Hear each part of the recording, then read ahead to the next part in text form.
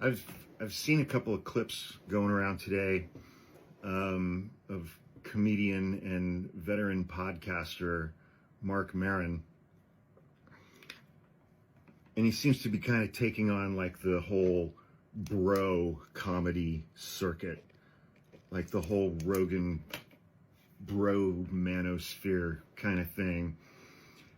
White guys and their comedy always punches down, and always punches down towards marginalized groups, the disabled, the LGBTQ community, immigrants, women, minorities. And I was reminded of an article, God, I wish I could remember what it was, probably like Bloomberg or something, where they interviewed some Wall Street types, some finance bros, investment banker types, whatever, following Trump's re-election. And they were, I mean, these are guys who make literal shit tons of money.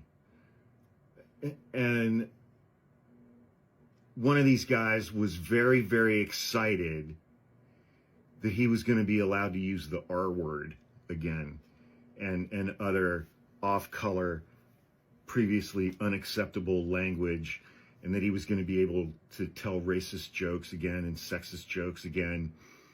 And he was very excited about that. That was his takeaway of Donald Trump's re-election. He was excited about being able to use that kind of language again, and everybody else could just piss off. And, you know, hearing Mark Marin talk about these comedians and they're punching down and going after marginalized communities, and I think the example that he used is he was like, you know, you guys are still telling jokes about trans people. He's like, you guys won. You know, it's almost illegal to be a trans person in the United States anymore. They're scared to just live their lives. They're losing all of their rights. They are being widely persecuted nationwide. He's like, at what point do you just stop telling those jokes? You won. How much further are you going to keep going with this shit? And he stated it more eloquently than I just did. But the point was just like, you know, how much punching down is enough, you know, under the guise of comedy. And I love inappropriate jokes as much as the next guy, you know, but you know when you're going too far, you know when you're going too far, especially if it's something that you do for a living. I'm not a professional comedian by any stretch, but these guys are, and they're all white guys, straight white men,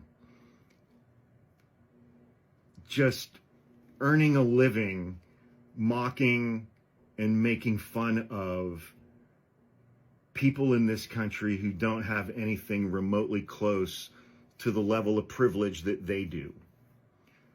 And, you know, so find those clips and watch those. I'll probably duet a couple of them on my backup page.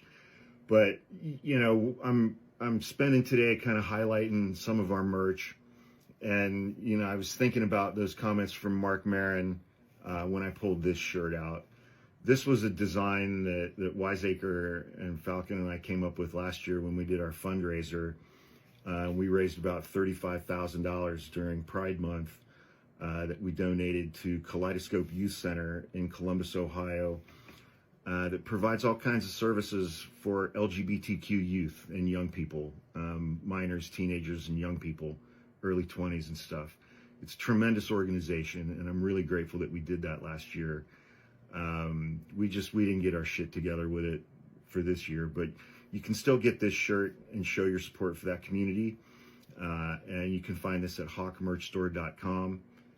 There's a link in the link tree in my bio, or you can just search for hawkmerchstore.com. It's important that we show our support for marginalized communities today, especially if you're a white guy like me and you have privileges that they don't and a platform that they don't. So I will keep speaking out in support of marginalized communities and highlighting creators from those communities and amplifying their messages. But it's got to be so hard.